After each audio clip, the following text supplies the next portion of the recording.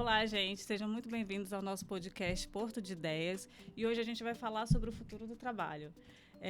Como que os times estão se preparando, ética e tecnicamente, para essa transformação digital. Hoje a gente vai abordar o papel das Power Skills, aquelas habilidades humanas que fazem toda a diferença em um mundo cada vez mais automatizado, conectado, e como que a ética digital entra nesse papel da humanização do trabalho. Nossa conversa vai passar por 3 blocos: Power Skills e o olhar ético, ética digital na prática e como formar times éticos e preparados para o futuro. Para isso, a gente tem 4 convidados aqui. Ana Uriarte, fundadora da Quark, com grande experiência no desenvolvimento de jovens e startups. Márcia Campos, do Banco do Brasil, trazendo a visão institucional sobre cultura, ética e formação de lideranças. Jana Branco, gerente de projetos, professora, pesquisadora e entusiasta da inovação com propósito na César School. E Oswaldinho, também do Banco do Brasil, especialista em políticas de dados, IA e responsabilidade digital. Então, ajusta o fone aí para que essa conversa cheia de provocações e insights para quem acredita que o futuro é feito de tecnologia e consciência e propósito. Vamos nessa, gente? Bom, no primeiro bloco a gente vai falar de Power Skills e o olhar ético desde o início. Vamos começar com a Ana.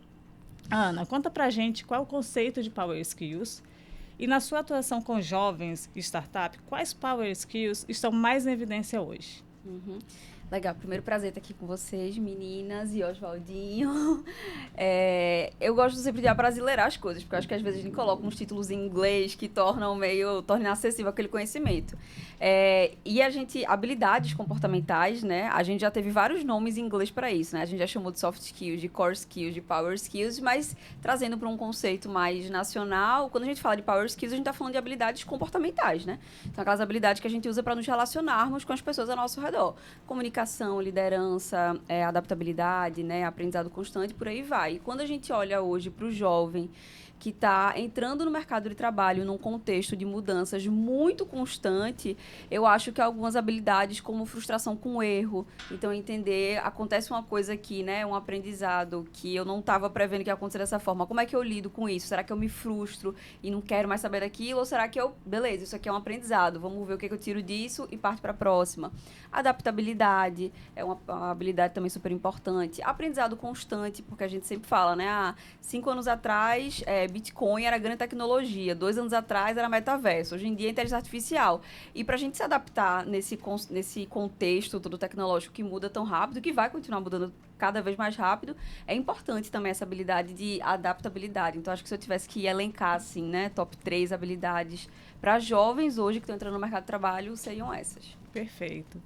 Márcia, conectando agora com o que a Ana falou, como que o Banco do Brasil tem se preparado os seus times para desenvolver essas habilidades? Bom dia a todos, prazer estar aqui com vocês.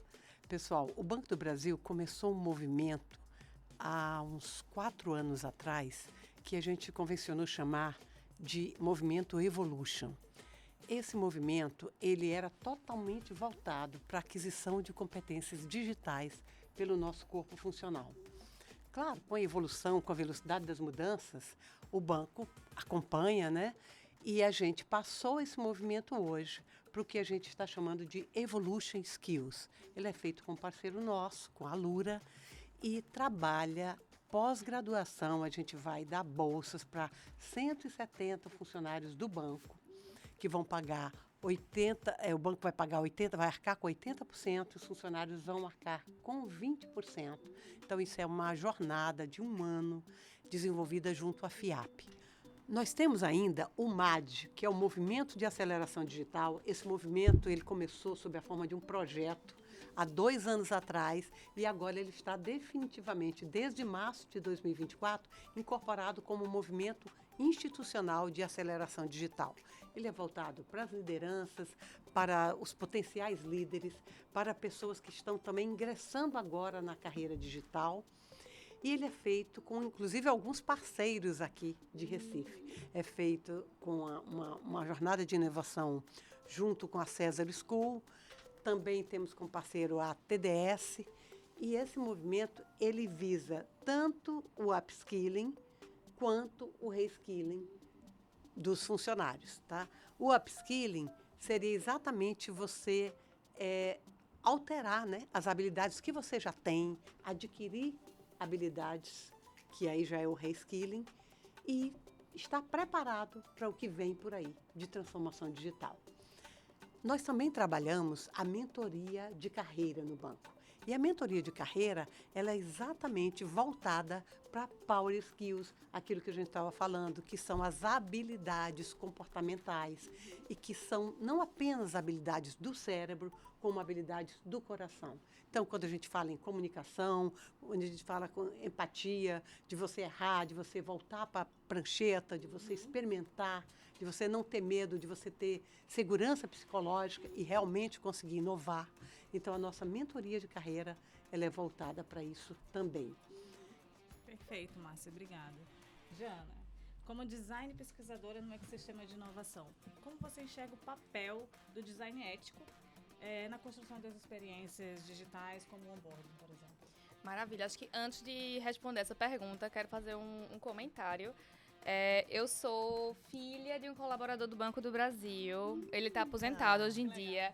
Então, eu nasci, ele já era colaborador do Banco do Brasil. Então, muitas das minhas habilidades profissionais foi adquirido através do meu pai e da minha mãe, naturalmente. E meu pai aprendeu tudo isso no banco, que foi o primeiro e último emprego que ele teve na vida, que ele entrou muito novinho. Que legal. Então, assim, eu sou muito, muito feliz e tenho muito feliz de estar com vocês, inclusive, aqui hoje, né? Eu acho que só mostra que a jornada continua. Sim. E aí, falando também de jornada, sua pergunta, eu sou designer, né? Trabalho com isso também. E quando a gente fala de design, a gente fala muito de jornada, de fato. De processo, de jornada, de entender das pessoas. Então, é muito sobre entender pessoas. E falar de design ético é quando a gente fala de design com propósito. Design entendendo a consequência daqueles nossos atos. Então, design ético é quando cada tomada de decisão dentro de um projeto ou do desenvolvimento de um produto, eu tenho consciência da consequência daquilo. Por exemplo, a gente entende que o designer é um profissional que desenvolve novos produtos. Então, a gente também cria lixo, certo? Se a gente cria produtos, a gente também... Esses produtos têm um ciclo de vida, vão morrer e vão virar lixo. A gente também é responsável por isso. Então, pelo meio ambiente, pelo lixo que a gente gera, enfim. Se a gente cria experiências, a gente também pode criar traumas. Então, a gente precisa ter essa consequência. Então, o design ético é muito nesse sentido. É quando a gente tem consciência da consequência. Certo? Então, sobre onboarding. É muito importante entender que o nosso colaborador, o colaborador está chegando na organização, ele está vindo de algum lugar. Ele não brotou ali, né? Ele não brotou. De outras experiências, tanto profissionais quanto de vida. Então, dentro do perspectiva do design ético, a gente precisa entender que como é que eu posso desenhar uma jornada, e aí aquela máxima da primeira impressão é que fica, né? Então, o onboarding é a primeira impressão, é esse momento de chegada do colaborador. Como é que eu posso desenhar uma jornada onde a primeira impressão seja acolhedora? Onde a primeira impressão vá considerar o que ele viveu antes. Respeitando a história dele. Porque, veja, chegar numa empresa é muita novidade. É dar medo, da ansiedade. Então, e a gente hoje em dia tem uma série de recursos para nos apoiar nisso, né? Um onboarding digital, como a gente está falando aqui de jornadas digitais. Mas ter muito cuidado para a gente não ser um onboarding automatizado frio. Porque a automatização pode ser boa, mas ela pode ser muito fria. E o onboarding, ele precisa ser tudo menos frio. Ele precisa ser acolhedor, ele precisa trazer o DNA da organização. Então, se eu trago um onboarding frio, qual é o DNA? De frieza. Se eu trago um onboarding acolhedor, qual é o DNA? Acolhedor. Então, o onboarding, ele precisa transparecer, ele precisa ser muito transparente em relação o que é essa empresa, o que é o Banco do Brasil, o que é que a gente faz? A gente é um dos primeiros CNPJs do Brasil. Como é que a gente consegue demonstrar isso no onboarding? Como é que a gente consegue demonstrar essa transformação digital que Márcia trouxe, que estão vivendo muito apressadamente, de forma muito responsável? Como é que a gente consegue transparecer isso no onboarding? Então é isso, onboarding responsável, com olhar de design ético é quando a gente considera que nossos colaboradores estão vindo de lugares diferentes, com vivências diferentes, e que estão chegando, que a gente precisa deixar muito transparente. E como fazer isso? Eu sou muito fã da cocriação. Então, eu trabalho com ecossistemas de inovação.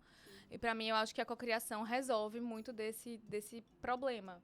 Se a gente considerar que todos os colaboradores do Banco do Brasil já passaram por um onboarding uma vez na vida, todo mundo tem ali muito aprendizado para contribuir. Então, por que os próximos onboardings a gente não faz ouvindo Não leva em consideração quem já a passou? experiência de quem já passou Exatamente. por isso, né? Então, vamos desenhar uma jornada de acolhimento de novos colaboradores, ouvindo quem já esteve aqui. Criando junto, não só ouvindo, mas criando junto. Deixa eu te perguntar uma coisa. Desculpa. Seria uma coisa que estaria sempre em construção também, né? Exato. Porque tudo está mudando o tempo todo. Isso. Então, assim, eu não fiz um modelo, um design de como ser um onboard e está fechado. Não, estou sempre Exato. evoluindo. Estou sempre ouvindo as pessoas que estão chegando para estar melhorando. E porque as pessoas que estão chegando, elas vão ter sempre perfis diferentes. Diferentes. A gente hoje tem a geração Z, que tem um perfil diferente da geração do meu pai, quando entrou no Banco do Brasil. Então, assim, para o que meu pai era muito valioso, hoje não é. Hoje não é. Muda completamente. Então, assim, tem que estar revendo sempre, porque as pessoas são pessoas diferentes, mas ao mesmo tempo vai entrar no banco. Tô trazendo o banco como exemplo, Sim, porque a gente claro. está aqui. Qualquer Mas vai empresa, entrar né? no banco uma pessoa da geração Y e uma pessoa da geração Z no mesmo onboarding. E aí? Vão conviver com a geração X. Exatamente. Hoje nós temos 5 gerações convivendo. Exatamente. Então, assim, como é que eu crio uma jornada que vai respeitar as vivências de quem é mais velho e que vou também respeitar o jeito de quem é mais novo, de quem ainda não tem experiência? Então, eu acho assim, exatamente. E aí envolve a questão também de dados e uma série de coisas super importantes. Mas aí a gente, de fato, criar essas jornadas co-criando e entendendo essa diversidade de perfis que tem chegado e sempre revisitando. Acho que é muito importante. Tem um livro, adicionando nisso que a Jana falou, tem um livro que chama O Lado Difícil das Situações Difíceis, que fala sobre gestão de forma geral. E aí ele fala uma coisa sobre isso, muito conectado com o que a Jana falou, que quando um colaborador ele entra numa empresa, grande parte do potencial dele é determinado pelo momento de onboarding, porque se nesse momento ele tem uma segurança psicológica de que eu posso dar minhas ideias aqui, eu não vou ser julgado, se a ideia for ruim, joga pra trás e vamos criar uma coisa nova, aí ele desenvolve o potencial dele muito mais na empresa. Mas se ele chega ali no onboarding, já é uma coisa fria, já é uma coisa retraída, que ele sente que não fui muito bem acolhido, é muito provável que essa pessoa ela não vai desenvolver o potencial dela da empresa, não porque ela não tem, mas porque ela não tá sentindo segurança psicológica Acolhida, pra né? isso. Exato. Isso aí é basicamente como ocorre com a mentoria. A gente costuma dizer que a primeira sessão da mentoria, ela é definitiva. É ela que vai estabelecer um laço de confiança entre as pessoas. Então, da mesma forma, o onboarding. Né? Então, um onboarding bem feito, ele mostra já os valores da empresa e a gente precisa estar sempre, né, alinhando. O funcionário tem que alinhar os valores dele ao valor da empresa. Sim. E a gente precisa que essas pessoas já no início, elas já entendam a organização na qual elas estão entrando e elas se sintam acolhidas. E é isso que vai fazer com que a gente retenha talentos, o que é um desafio nos dias de hoje. Eu acho que é uma coisa importante também é você entender, compreender e aceitar tudo que ele está trazendo de bagagem, né? Não é só mostrar o que a empresa tem, o que ele tem que aprender, mas respeitar e acolher tudo que ele está trazendo ali de conhecimento. Porque se você contratou aquela pessoa, é porque ela tem muito a agregar, né? Isso é muito importante. Agora vamos falar um pouquinho com o Oswaldinho, que está lá em Brasília com a gente. Oswaldinho, a Ana falou um pouco da experiência dos jovens, a Márcia falou um pouco da formação aqui do Banco do Brasil. Como é que você vê o cenário sob a ótica de políticas de dados, IA e responsabilidade digital na formação de equipes, por exemplo? Bem, a Ana falou da ansiedade, ansiedade é legítima, tá? Aliás, quem nos dias de hoje não vive um pouco dessa ansiedade? A ansiedade às vezes está numa conexão na call, como o pessoal diz, né? Mais um estrangeirismo aí, numa chamada. E será que eu estou sendo ouvido? Será que as pessoas estão me ouvindo? Todo mundo tem essa dosezinha de ansiedade, né? Só não tem quem não está acordado. E a velocidade com que a tecnologia tem avançado, vamos lá, nesse século e talvez especialmente nessa década, nunca teve um precedente igual na história da humanidade. A gente nunca teve tão próximo assim, de uma encruzilhada evolutiva como a gente está agora. E se a gente não buscar essa formação contínua, se a gente não entender minimamente o que está por trás dessas ferramentas digitais que a gente usa todos os dias, a gente realmente corre o risco aí real de ser atropelado ou então engolido por esse processo. O Yuval Harari, no último livro dele, o Nexus, né, que aliás eu recomendo fortemente, ele diz que a inteligência artificial pode se tornar um erro terminal ou o início de um novo capítulo na evolução humana. A escolha entre ser um erro terminal ou o início de um novo capítulo na evolução humana depende menos da tecnologia em si e mais de como a gente, enquanto humanidade, vai escolher usar essa tecnologia. Isso me lembra muito a questão da energia atômica, né? Que é um exemplo claro dessa ambiguidade tecnológica. Com o mesmo átomo, a gente criou tanto a bomba de Hiroshima quanto os tratamentos de radioterapia que salvam milhões de vidas aí todo ano. E já que eu citei a bomba de Hiroshima, uma curiosidade.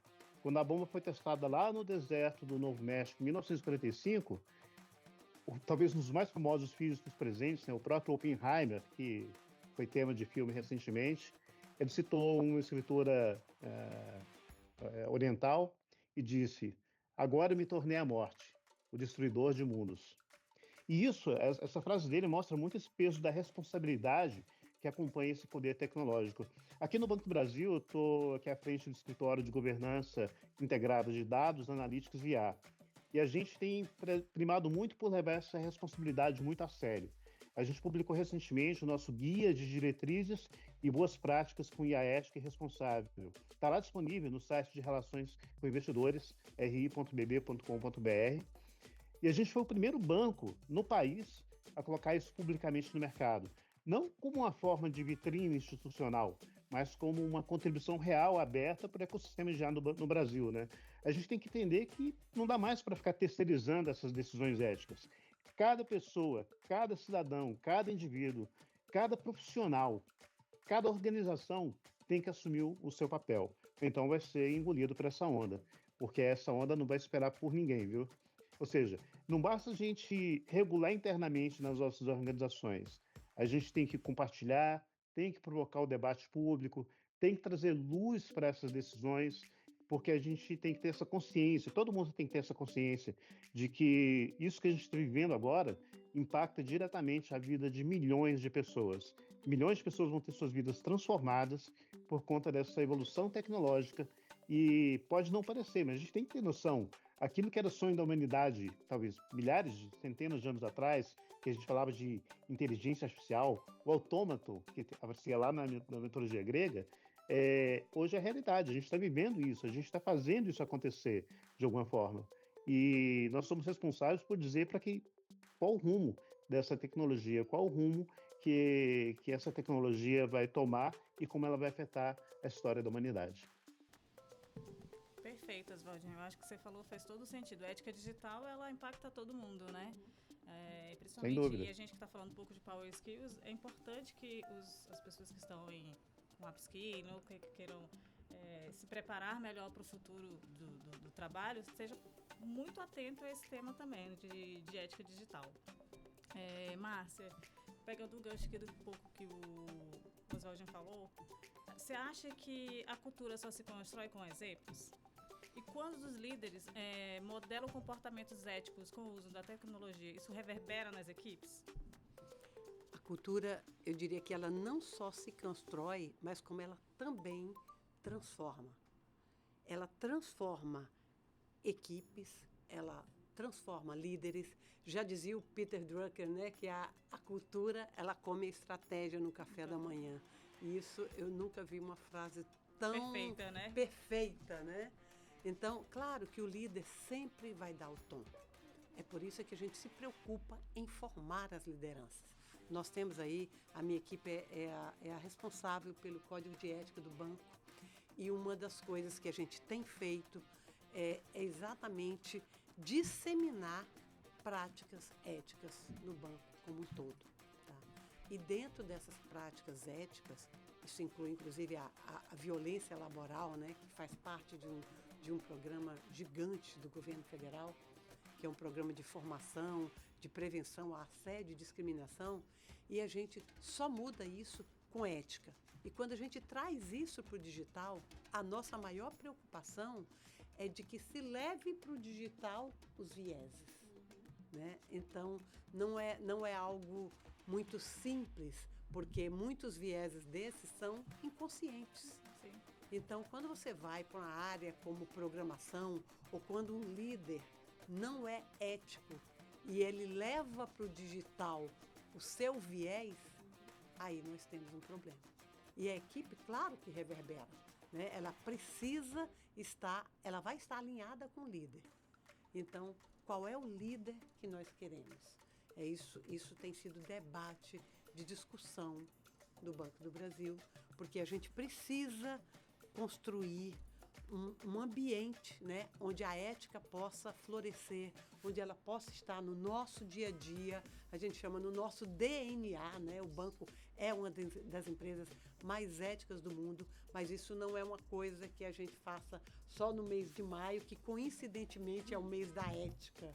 Isso é algo que tem que estar no nosso dia a dia. Isso não é uma fotografia, isso é um filme, é uma jornada. A gente costuma dizer que é uma piscina de borda infinita, né? A gente precisa trabalhar a ética sempre. Então, os líderes têm que ser líderes respeitosos, que têm respeito à diversidade, respeito aos valores. E só assim a gente consegue transformar a cultura. Começa ali no nosso local de trabalho. A gente faz tudo o que pode para manter esse ambiente o melhor, o mais seguro possível. A gente tem que trazer segurança psicológica, né? Tá aí a NR1 que está em cima, a gente precisa, todo mundo está falando de NR1. Por quê? Porque ela vai trazer segurança psicológica. E segurança psicológica traz clima organizacional. E clima organizacional sadio traz resultados exponenciais. Então, esse é o tipo de liderança que a gente quer no Banco do Brasil. Claro, me permite complementar a resposta da Marcinha. Eu lembrei aqui de um exemplo bem claro, assim, e muito recente, né? Eu comparei agora há pouco a inteligência artificial com a bomba, né? Fiz uma analogia ali. Então, essa questão da gente formar as nossas lideranças, que serão os exemplos para as nossas equipes, é o processo de ensinar as pessoas a lidar com o detonador, né? Não adianta a gente ter, a Marcinha falou da transformação cultural, não adianta a gente ter diretrizes lindas no PowerPoint, postadas lá no site corporativo, no mural, se quem vai implementar ou interagir com essas novas tecnologias, especialmente a IA, não compreende os impactos reais das decisões que as pessoas estão tomando. E esses impactos são muito rápidos. Eu queria citar um exemplo que aconteceu muito recentemente, na verdade, essa semana, no universo dos esportes. Teve um jogador brasileiro de uma das principais equipes mundiais, né, que postou uma imagem de uma bomba com a bandeira do Japão depois de perder para um time japonês, logo depois do campeonato ali. E aí, o resultado? O time perdeu um patrocínio de milhões de dólares, porque a patrocinadora, por azar ainda, para piorar, né, a situação era a própria Honda, que é uma empresa japonesa. É uma atitude isolada? Sim. E eu não estou entrando aqui no mérito não estou entrando no mérito aqui das explicações que a equipe deu, ou que o jogador deu, das motivações, qualquer coisa assim. Eu estou metendo apenas aos fatos, né?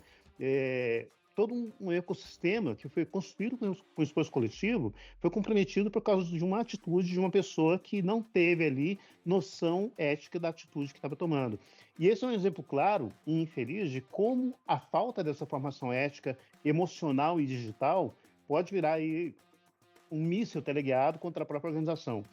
Aqui a gente lançou o Guia de Boas Práticas com Ética Responsável, mas a gente sabe que não é só a publicação dele que resolve, né? A gente tem que ter essa formação continuada, esse espaço de diálogo, a gente tem que ter ações concretas de engajamento das equipes. Ano passado a gente desenvolveu aqui na unidade de inteligência analítica artificial, com apoio de outras áreas do banco, o Academia, que foi uma ação que envolveu cerca de 25 mil funcionários do banco, buscando dar essas skills, essas hard skills, né, ou seja, essas competências profissionais voltadas para o digital, focado em ciência de dados, inteligência artificial, inteligência analítica, mas a gente sabe que a gente tem que evoluir. Beleza, eu ensinei a pessoa a mexer com a tecnologia, agora eu preciso ensinar ela a usar a tecnologia na hora certa, do jeito certo, da forma correta. A gente sabe que ética a gente não ensina só com cartilha. Tem que ter discussão, tem que ter dilemas reais, como esse exemplo que eu acabei de dar do esportes, né? Que vão mexer com emoções, que vão mostrar consequências, porque as diretrizes sozinhas são só um GPS. Mas se você não ensinar o motorista, o carro sai da pista. E hoje em dia, com a IA envolvida, esse carro ele vai ser autônomo, ele vai ser veloz e ele vai ser blindado contra o bom senso, né? Então, assim, formar essas equipes não é só proteger a organização, mas é criar, mais do que funcionários, é criar cidadãos digitais que são capazes de decidir com consciência, com empatia e com visão de futuro. Ou então, como eu gosto de dizer, né, a gente não pode deixar que, por uma infantilidade qualquer, a gente poste uma coisa indevida que vai ter uma repercussão gigantesca. É o efeito borboleta, né? Perfeito, Oswaldinho. Foi super importante o que você falou aí, né, Márcia? Mas você quer falar alguma coisa sobre a trilha ética do Banco do Brasil? Eu queria só falar que esse curso que o Oswaldinho mencionou, a gente tem uma parceria, né, gigante aí da gestão de pessoas com a Analytics, e a gente já colocou, inclusive, na trilha ética, e a ideia é que depois, com o tempo, a gente possa tornar isso obrigatório, inclusive, para a ascensão profissional dos funcionários do banco. Legal. Perfeito, Márcia, obrigada. Jana, como você acha que a gente forma profissionais conscientes do impacto ético nas soluções digitais que elas criam? Maravilha, eu acho que Oswaldinho falou uma coisa que eu vou pegar como mote para minha resposta, que ética a gente não se ensina, a gente se mostra, a gente experimenta, a gente vive, né? Eu não vou chegar pra pessoa e dizer assim, olha, Ana, roubar é feio, porque parece óbvio, sabe? Parece óbvio. O óbvio precisa ser dito. O óbvio precisa ser dito, Então, assim, a gente precisa começar a ser referência. Então, a organização, por exemplo, precisa ser referência para os próprios colaboradores. Falando agora das próximas gerações, a gente, dentro de uma faculdade, dentro de uma universidade, a gente precisa também, enquanto instituição, ser referência sobre ética, sobre uma postura justa, né? É muito sobre justiça também. E aí eu sou professora de design, tanto para especializações quanto para o mestrado, e eu sempre digo que é o seguinte, a gente projeta e a gente tem um público-alvo. A principal pergunta não é quem é nosso público-alvo, é quem a gente está deixando de abraçar. Legal. Então, para quem eu não estou projetando? Eu projeto para muita gente. Meu público-alvo são colaboradores do Banco do Brasil, de 25 a 35 anos, que moram em Brasília. Tá ótimo, muito bom. Já sei para quem eu vou projetar. Mas para quem eu não vou? Quem está fora desse escopo? Quem eu não estou alcançando? E que impacto esse meu não alcance vai causar, sabe?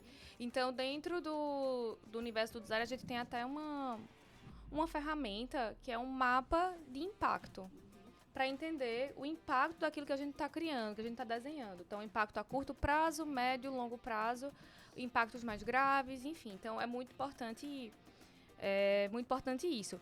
E aí eu entendo que ensinar o estudante a desenvolver um código, a prototipar, as hard skills, como a gente fala, as habilidades técnicas, é fácil. Todo mundo faz isso. A gente faz, o YouTube ensina, o influencer do Instagram, o TikTok ensina, o ChatGPT ensina. E aí o importante é pensar, ok, você sabe desenvolver, você sabe codar, você sabe prototipar. Mas você sabe se perguntar, isso que eu estou fazendo é justo? Isso que eu estou fazendo é certo? Então, eu acho que agora o ponto não é mais ensinar a fazer, é ensinar a perguntar.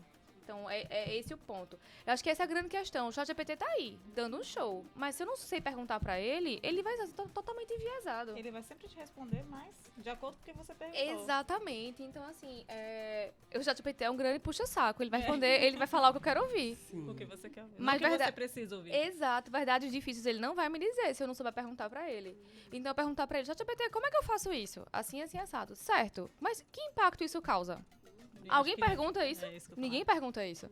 Então, assim, mais importante do que ensinar a fazer é ensinar a perguntar. Eu acho que esse é o grande ponto que eu trago. E eu tenho falado muito para os meus colegas educadores e educadoras. Então, tanto educadores que estão na ponta, dentro de sala de aula, no ensino básico, tanto educadores corporativos, que estão dentro de organizações, dentro de instituições. A gente está ensinando nosso colaborador a perguntar? Então, isso é uma grande pergunta, né? Um grande ponto. Ano passado, a gente teve uma experiência incrível com o Banco do Brasil, que foi o Inovaí, que foi a jornada de inovação com foco em IA. O César fez junto com o banco. E na fase final do Inovaí, era um Summer Job, que é um programa que a gente tem, onde a gente coloca estudantes de graduação junto com colaboradores para desenvolver soluções. E aí foi muito legal. Vocês falaram que o banco tem 5 gerações. Então, era o Banco do Brasil trazendo colaboradores de gerações diversas, com estudantes de graduação de 20 anos. E a grande riqueza foi justamente essa. Troca, né? Foi justamente essa. Por quê? Questões éticas, o que é uma questão ética para o jovem de 20 anos, não é uma questão ética para o adulto de 45 anos, e vice-versa. Então, foi a troca, a sinergia entre gerações foi muito mais rico do que, de fato, o desenvolvimento com IA, que foi riquíssimo, não tem Sim. como negar, mas quando eu parei para olhar as soluções finais, o desenvolvimento do pitch final, como é que eles trouxeram a solução, eles trazem a solução assim, ó, criamos uma solução com IA, mas ela preserva dados dessa forma, ela preserva a identidade das pessoas dessa forma, ela respeita os contextos dessa forma, então, nas soluções foram trazidas, mas também foram respondidas questões sobre ética. E aí foi muito legal, assim, a experiência com o banco. E é isso, perguntar para que eu não estou projetando e o que eu estou projetando é justo, é ético, né? É moral, é decente, tem tudo isso. Que bom, é engraçado que eu ia perguntar justamente isso para Ana, né? Dá para ensinar ética, Ana? Como que a Quark trabalha esse tema dentro do desenvolvimento de jovens? Trabalha super bem, sou fã da Quark, tá? Somos todos fãs Quem da tem amigo Quark. tem tudo. Mas eu acho que todas as habilidades são desenvolvíveis, tanto habilidades técnicas quanto comportamentais. E aí eu acho que quando a gente fala de ética, eu acho que vale a gente abrir um pouco assim esse conceito de o que a gente tá querendo falar, porque quando a gente fala de primeira parece que é isso que a Jana falou, não roube, não mate, não pegue nada que não é seu, não faça nada que não é legal de ser feito, sabe? Mas quando a gente tá falando de ética, a gente tá falando de responsabilidade, de construção de valores, a gente tá falando de várias coisas. E eu acho, esse exemplo que a Jana deu, inclusive, dos alunos do Summer Job é muito bom. Eu acho que essa geração, ela já vem com uma coisa de responsabilidade social, assim, de fazer as coisas com propósito. Muito forte. De questionar, de... Ela já Muito vem forte. com a ética digital por ela ter nascido no meio digital? Talvez, e não só digital, mas assim, a ética de, poxa, como é que a gente torna isso aqui mais inclusivo? E essa noção de propósito também, por que eu tô fazendo isso, sabe? Inclusive, essa é uma das coisas que gerações mais experientes criticam na geração Z, de, não quer trabalhar, não quer fazer isso, não quer fazer aquilo, porque quer trabalhar com uma coisa que, poxa, eu acredito nisso. Que tenha Eu boto propósito, fé que- né? Que é tem a ver com verdade. propósito. Eu coloco fé que o que eu tô fazendo aqui, ele lá na frente vai criar realmente um produto positivo e para o momento de mundo que a gente tá vivendo hoje, de forma ambiental, enfim, de várias coisas diferentes, isso é muito relevante. E eu acho que esse é um tema que é muito dúbio, assim, um exemplo que é muito do nosso dia a dia hoje, por exemplo, são as bets. Tem muita gente que fala bem e concorda, tem gente que não fala bem e discorda e acha que é totalmente errado, e como é que a lei fica nisso tudo. E é por isso, assim, porque esse tema é muito particular do valor de cada um. Beleza, é uma coisa permitida, mas vamos dizer aqui que eu sou um influencer, eu acho certo fazer propaganda disso, sabendo que isso vai ter um impacto negativo na vida da pessoa, ou não. Se a lei permite, eu ando de acordo com a Dentro lei. da lei. Exatamente. E aí, voltando para o ponto da Quark, eu acho que a gente trabalha isso justamente nesses pontos de autoconhecimento, autorresponsabilidade. Eu tô fazendo isso porque eu acredito que é certo, e tudo bem, eu vou fazer porque eu acredito que é certo, ou não, eu tô fazendo porque todos os meus amigos estão fazendo, e está todo mundo fazendo, eu vou fazer junto, mesmo que eu não acredite naquilo, sabe?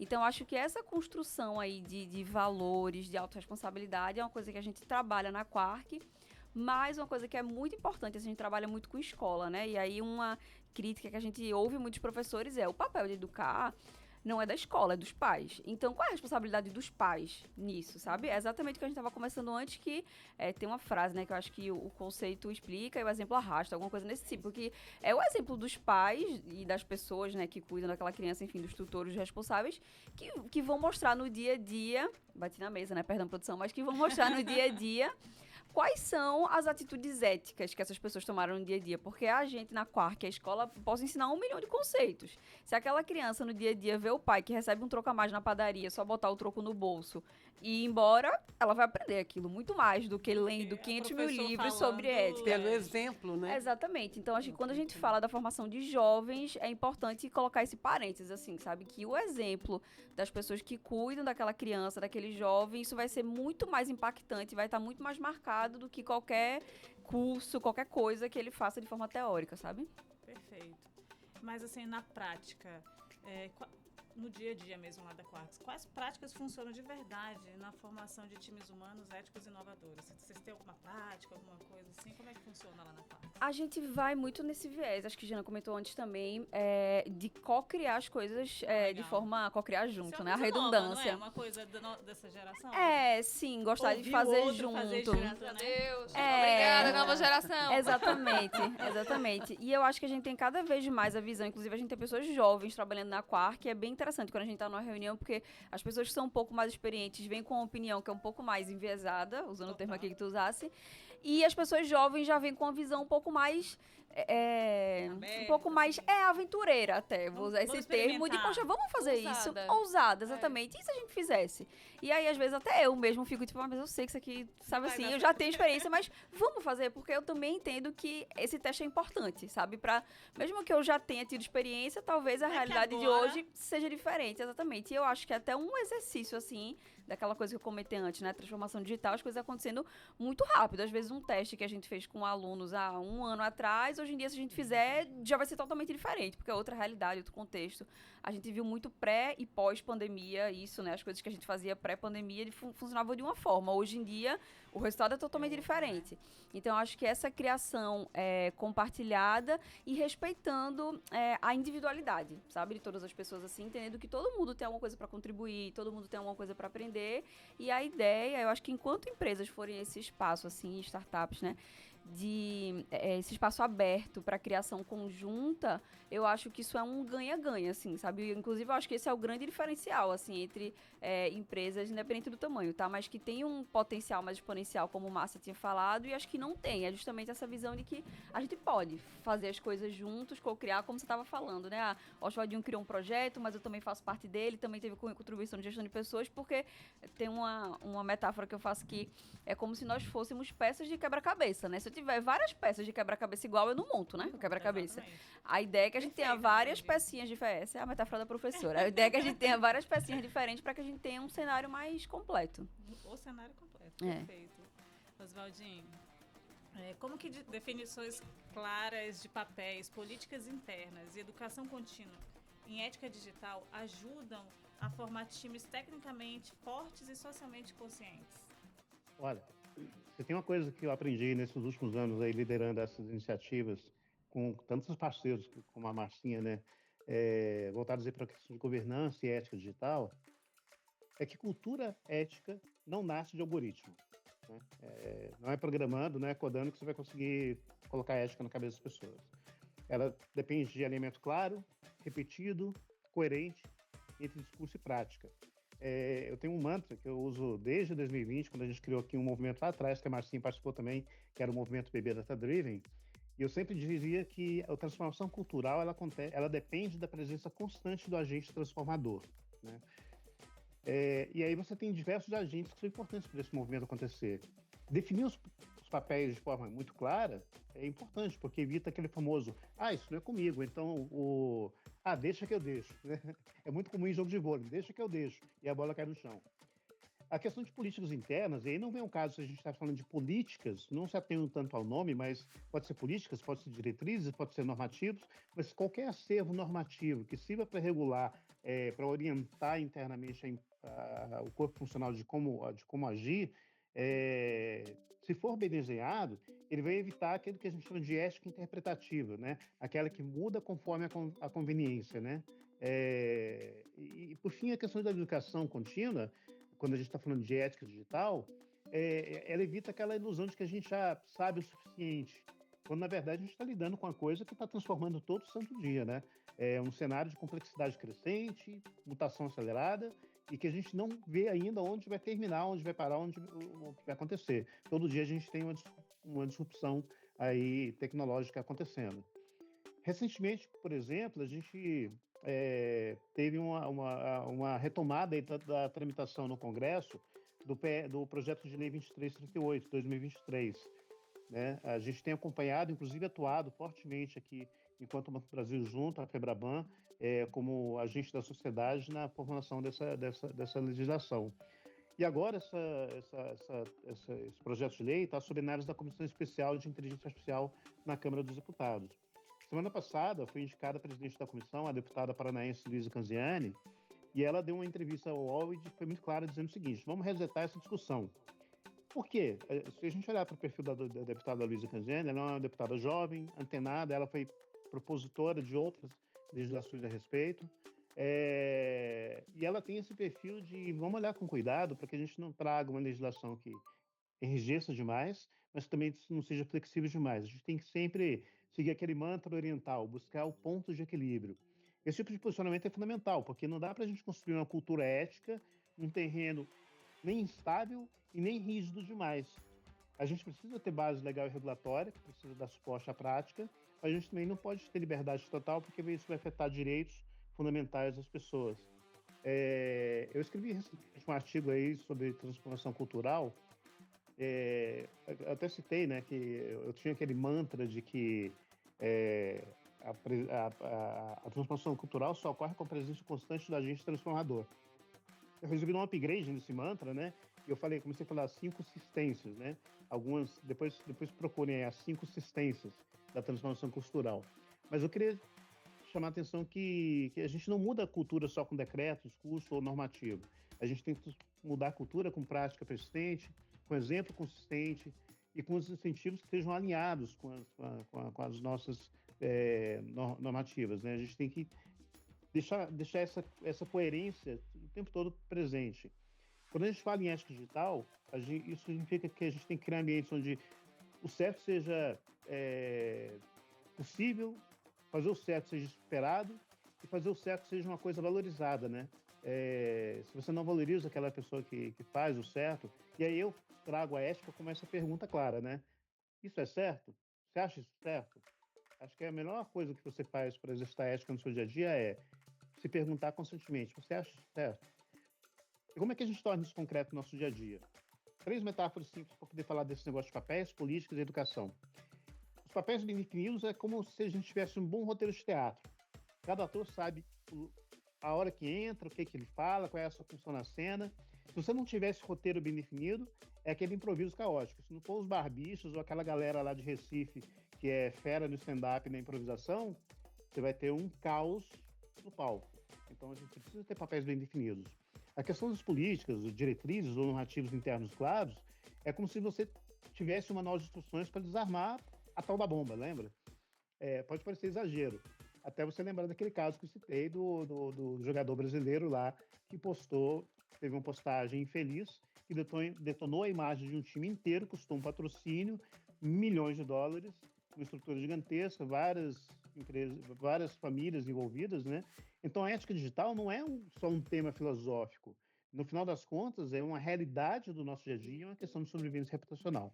E, por fim, a questão da educação contínua é como a gente fazer um firmware, atualizar o firmware do nosso próprio cérebro, né? Com a velocidade do nosso avanço tecnológico, quem para de aprender, desatualiza. Por enquanto, a gente não precisa ainda fazer atualização de firmware no cérebro, porque a gente não chega a esse ponto de ter os nossos cérebros automatizados.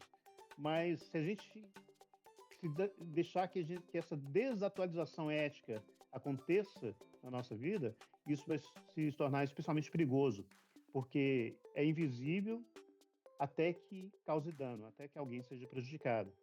Então, formar times tecnicamente fortes e socialmente conscientes é mais do que capacitar, é cultivar. A própria palavra cultura tem mesmo o radical da palavra cultivar. Cultivar consciência, cultivar competência, cultivar coerência. Isso, para mim, é o verdadeiro sentido de uma liderança orientada por valores, não só por métricas, mas principalmente por valores. Obrigada, Oswaldinho. E como você falou, cultivar é uma constância, né? Você não pode fazer uma vez, fez um curso, uma diretriz e acabou. Você está sempre tendo que... E exercitar, né? Exercitar, exatamente. Atualizar, exercitar, olhar para frente, olhar para trás, o tempo todo. Cocriar, né? Que eu acho que é uma palavra muito usada aqui hoje, acho que faz todo sentido. Mas, Jana, como que a atuação em redes colaborativas e no ecossistema de inovação pode contribuir para formar times mais comprometidos com a ética? A gente vem falando muito sobre isso. Aqui trouxe o exemplo do Summer Job, que teve no Inovaí com o Banco do Brasil, porque eu acredito que a inovação e as boas práticas nascem da diversidade de perfis, tanto homem, mulher, alto, baixo, veio da capital, veio do interior, veio de outro estado, tanto diversidade de histórias, então de experiências, isso. Cada um tem uma experiência de vida. Então, é muito sobre a cocriação. Então, quando a gente cocria, todo mundo também é corresponsável. Então, isso é muito importante. Porque se Márcia criou, se der certo, parabéns, Márcia. Se der errado, se não der, foi Márcia, sozinha. dela. E aí falta o engajamento coletivo quando é só aquela pessoa, quando é só aquela área, né? Ah, foi a área de pessoas que fez isso, foi a diretoria X. Então, quando a gente parte desse olhar de redes, de cocriação, de redes colaborativas, fizemos juntos, somos responsáveis pelo sucesso e somos responsáveis pelo não sucesso. Então, todo mundo é muito mais corresponsável e a coisa funciona muito melhor. E também tem a questão dessa diversidade de olhares, porque cada um também tem o viés ético diferente. Como a Aninha trouxe o exemplo das bets. Para uma pessoa pode ser ok, para outra não. Parte muito do viés ético. E quando eu estou falando de ética, infelizmente é muito subjetivo. Então acaba que, poxa, não faz isso não, Aninha, porque eu acho que por esse caminho, esse projeto, a gente está deixando de fora uma parcela importante. A conversa, de repente, é mais complexa, mais dura, mas ela é mais rica, né? Muito mais rica, muito mais rica. Quando a gente se pergunta para quem nós não estamos projetando, por exemplo, a gente vai ter muito mais respostas quando a gente tem uma rede toda falando sobre isso, né? Então, eu só vejo pontos ótimos. Então, aqui é um exemplo. Esse podcast, a gente tem instituições diferentes conversando, sabe? Então, cada um, eu tenho minha experiência enquanto César, Aninha enquanto Quark, vocês enquanto banco. E aí, vejam, uma startup, uma organização super antiga, um centro de inovação, cada um tem um olhar diferente sobre isso. A gente concorda com muitas coisas, até agora a gente não discordou com nada, mas a gente trouxe exemplos diferentes e backgrounds diferentes para contribuir. Então, assim, pra mim, todo mundo criando junto, a gente abraça mais pessoas e a gente é corresponsável. Bora ver se todo mundo concorda de novo. Eita, vamos lá. Não, vocês acham que que a gente fala muito de cocriação, de colaboração, vocês acham que isso é uma realidade dentro das empresas? Ou a gente está caminhando? É que a gente falou de errar, né? Porque os jovens são mais propícios a errar, têm menos medo, né? Mas errar é uma palavra difícil ainda, né? As pessoas têm muito medo de experimentar. E cocriar também. Não sei se todo mundo aceita dentro de uma empresa mais tradicional. Eu acho que é uma coisa que a gente está caminhando porque muito. A cultura do erro, né? O erro era punido, né? O erro traz prejuízo. Né? Essa empresa, quem fez? Tinha a famosa caça às bruxas, né? Então, você chegar hoje para a cultura e dizer assim, olha, você tem permissão para errar. Você pode errar, como diz o Ian Beecraft lá no SXSW, você pode errar, fazer de novo, né? E você tem essa permissão para o erro. Isso não é fácil. Não é fácil. Gente. Mas cocriar é uma saída, não acha? Cocriar é uma saída, porque quando a gente está cocriando e a gente erra, a gente pode enxergar o erro pelo olhar do acerto. Então, o ponto não é o erro. Não, e por exemplo, a história é o próprio post-it. Mas estava cheio de post-it hoje mais cedo. O post-it é uma história que veio de um erro. Um erro que iria gerar um rombo gigantesco. Poxa, tinha um engenheiro alocado para fazer uma fórmula de uma cola. E o cara errou miseravelmente ao ponto de criar uma cola que não cola. E aí, qual foi o ponto? A gente vai jogar fora todo o tempo que ele dedicou, todas as horas, né, time is money, todas as horas que foram que é dinheiro também. Ou a gente vai olhar para aquilo ali, tá, o que a gente faz com isso? A gente não pode perder as horas investidas, o tempo investido, o dinheiro investido. Então, quando a gente tá co-criando, para um, poxa, eu errei, mas pro outro vamos olhar de outra forma? Vamos tentar enxergar os acertos ou até as lições aprendidas aqui dentro. E sobre as organizações, como enxergam o erro e como enxergam a cocriação, a gente tem falado muito, reclamado muito da geração Z, certo? Porque de vez em quando me dá uma dor de cabeça. Você, meu estagiário que tá me ouvindo aí. Você me dá dor de cabeça, certo? Mas eu te amo. Dá dor de cabeça. Porque é diferente. O diferente incomoda, né? Tem um desconforto.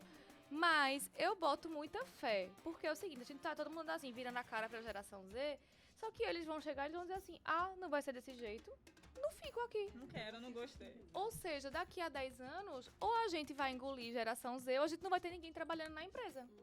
Porque os outros vão se aposentando e a geração Z tem que ter, como a Aninha falou, propósito. Eu digo geração Z, mas as próximas que estão vindo.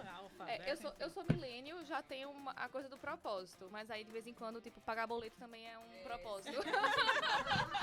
Ainda Ainda te move, né? Exato. Tipo, Me move. ainda. quero fazer isso? Não quero. Vejo propósito? Não vejo. Mas Mas eu tenho obrigada. boletas. Quero viajar no final do ano. Então Exatamente, vamos. exatamente. Então, assim, eu, Milênio, tenho um propósito e um objetivo, né? O propósito é o que me move, o objetivo é o que me faz fazer aquela coisa. Então é isso. Então eu acho que a geração Z vai chegar muito com isso aqui. A gente faz co-criando. Se vocês não querem assim, beleza, eu vou para outro canto. Sabe? E a gente vai ter que começar a repensar o onboarding, repensar a cultura, repensar um monte de coisa. E qual é o pulo do gato? Começar a repensar agora. Porque senão não vai dar tempo. Porque o estagiário de hoje é o gestor de amanhã. Então, estagiário, eu amo você, certo? E você tem potencial para ser gestor. Pois é, lembre de mim. A gente falou muito aqui sobre Power Skills, a gente está falando de habilidades para o futuro, mas as empresas, elas estão preparadas para esse profissional que a gente está preparando, que a gente está falando? Tem muito isso também, né? A gente está falando para se formar, para ter habilidade, empatia, adaptabilidade, mas e a gente, as empresas? Talvez as menores, não sei. O que vocês acham? Eu acho que tem isso que a Jana falou, de que não é nem que as empresas, se elas querem, mas acho que elas vão precisar. Precisam, né? Porque Um banco, é a assim, força de trabalho, né? A geração Z, se não me engano, é 96 pra cá. São as pessoas que hoje em dia têm 26, 27 anos. Essas pessoas já estão no mercado de mercado, trabalho, né? sabe?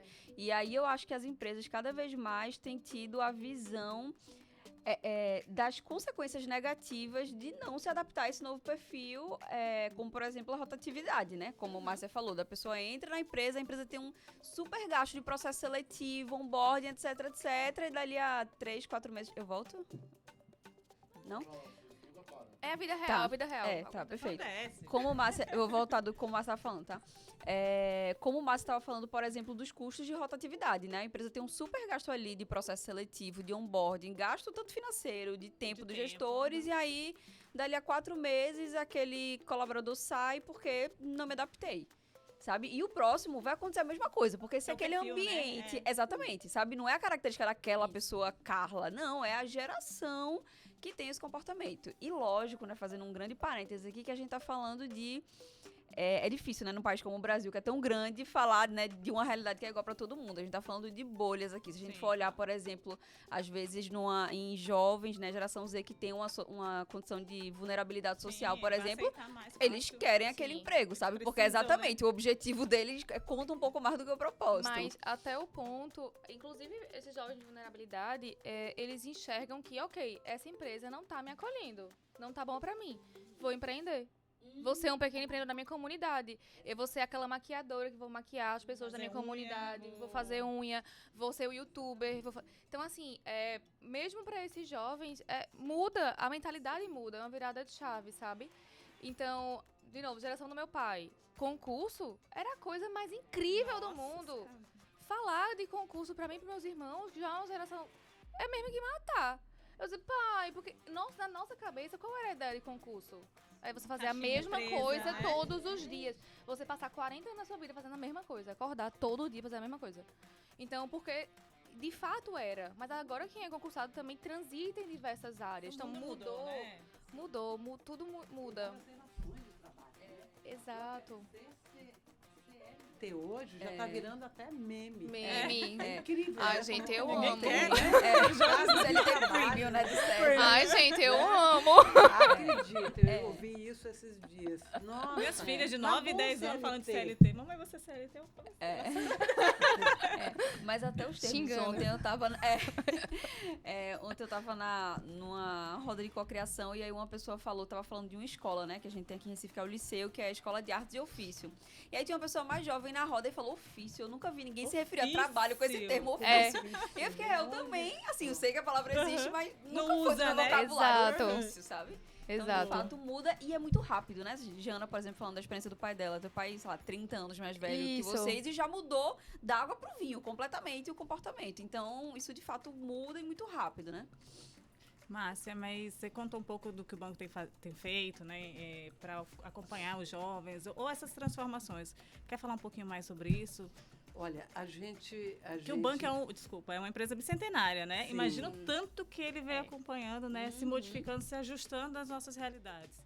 E a gente tem começado esses movimentos, inclusive com aquelas pessoas que já vão estar no mercado de trabalho. Tá?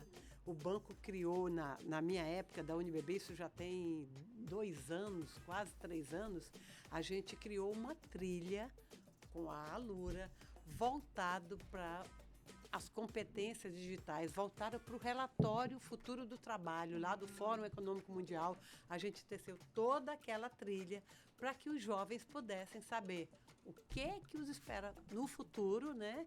E o que é que eles precisam aprender. E isso, gente, vem no crescendo, assim, gigantesco. Há umas 2 semanas atrás, a gente estava falando de indústria 5.0 para os aprendizes do banco. Então, eles precisam saber, sim, o que é que os espera no futuro do trabalho e que habilidades eles precisam desenvolver.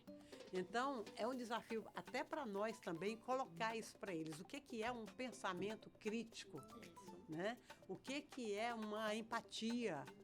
E eles vão ter necessariamente que aprender.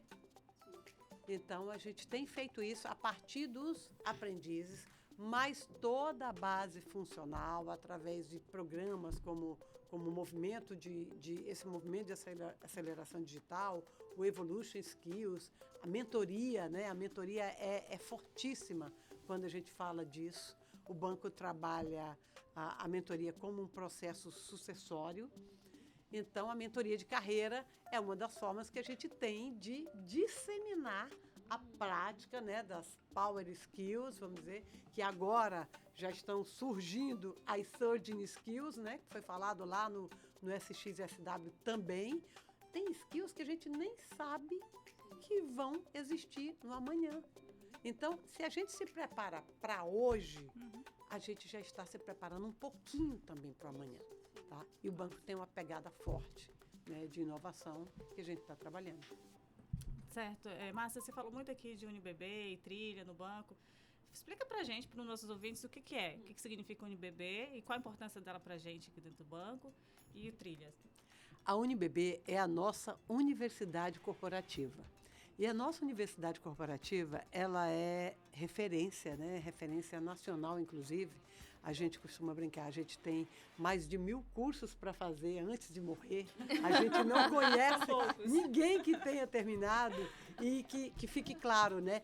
Que é uma trilha, não é um trilho. A gente dá o norte para as pessoas, a gente dá o norte para os aprendizes, dá o norte para os funcionários, mas são várias trilhas, inclusive a trilha ética, né, Oswaldinho, da qual faz parte esse guia de boas práticas. E a Universidade Corporativa, ela tem um papel fundamental nessa questão cultural, porque ela nos traz a diversidade, ela traz todo um contexto, né, de aceleração digital do que é preciso para que o banco se mantenha sustentável por mais 200 anos, né, para que a empresa possa seguir no mercado. Então, é uma gerência executiva, na realidade, a gente não tem uma universidade corporativa física, mas a gente quer ter isso, inclusive. Hoje é uma gerência executiva da Diretoria de Gestão de Cultura e Pessoas, que é carinhosamente chamada de UniBB. Só para falar um pouco mais sobre a UniBB, tem também as hard skills, né? Você consegue fazer cursos técnicos lá dentro também, né? Que é muito interessante. Se você está no upskilling, no reskilling, você consegue dentro lá da UniBB também estudar outros interesses. Então é isso, gente. Queria agradecer muito a participação de vocês. Foi uma conversa incrível aqui sobre habilidades humanas, ética digital e como tudo isso se conecta na prática, né, dentro e fora das empresas. Eu acho que foi muito válido. Muito obrigada, Ana, Márcia, Jana, Oswaldinho, lá de Brasília, por compartilharem tanta experiência com a gente e visão. Vocês queriam dar algum recado, falar alguma coisinha pra gente terminar? Não, eu acho que é isso. Acho que pegar um pouco do que Márcia falou, quando a gente está fazendo o presente, a gente está já construindo um pedaço do futuro. Então, eu também convido a gente a perguntar que tipo de presente a gente está fazendo, né? É um presente que vai atender os desejos e necessidades de quem? Do mundo ou só da organização? Então, as trilhas que a gente está criando nas nossas organizações, elas atendem a quem? Elas atendem aos direcionamentos internos ou ao do mundo como um todo? Eu estou desenvolvendo colaboradores daquela empresa ou profissionais para a vida? Então é muito importante a gente também olhar para a jornada do nosso colaborador como uma jornada dele, né? E que independe de estar na empresa A, B ou C. Até porque a geração Z vem aí, que é passar um ano em um canto, 2 anos em outro canto, 6 meses em outro canto. Então, e ele não pode parar a formação dele porque mudou de empresa. Então ele precisa continuar. Então é isso. Eu não vou conseguir falar nada melhor do que o que Jana falou, então eu agradeço muito pelo convite, pela oportunidade, faço das palavras de Jana as minhas palavras. Assim embaixo, exato. Eu queria só deixar um recado, né, para o uso da ética, mais precisamente na inteligência artificial, né? Sim. Ela está aí, não tem como fugir disso, né? E é a generativa, e a gente já teve vários exemplos no mundo inteiro, né, de como não fazer. E é importante que a gente se atente a isso, né? A IA generativa, a gente vai ter que conviver com ela, mas a gente não pode esquecer de usá-la de forma ética e responsável. Muito bem, Perfeito. Oswaldinho? E pegando o gancho do que a Marcinha disse, a gente está lidando aí com a IA generativa, né? A gente tem que tomar cuidado para que ela não afete as nossas decisões éticas, não afete a nossa capacidade de comunicação, né? A gente não delegar toda essa generatividade para a IA, mas a gente também tem que cuidar porque as inovações estão por aí. A gente agora está começando a lidar com os agentes de IA, eles não só falam pela gente, mas eles querem agir pela gente. Então a ética e a responsabilidade vão ser temas presentes, recorrentes, extremamente importantes nesse Brave New World, ou seja, bravo novo mundo que se desdobra na nossa frente.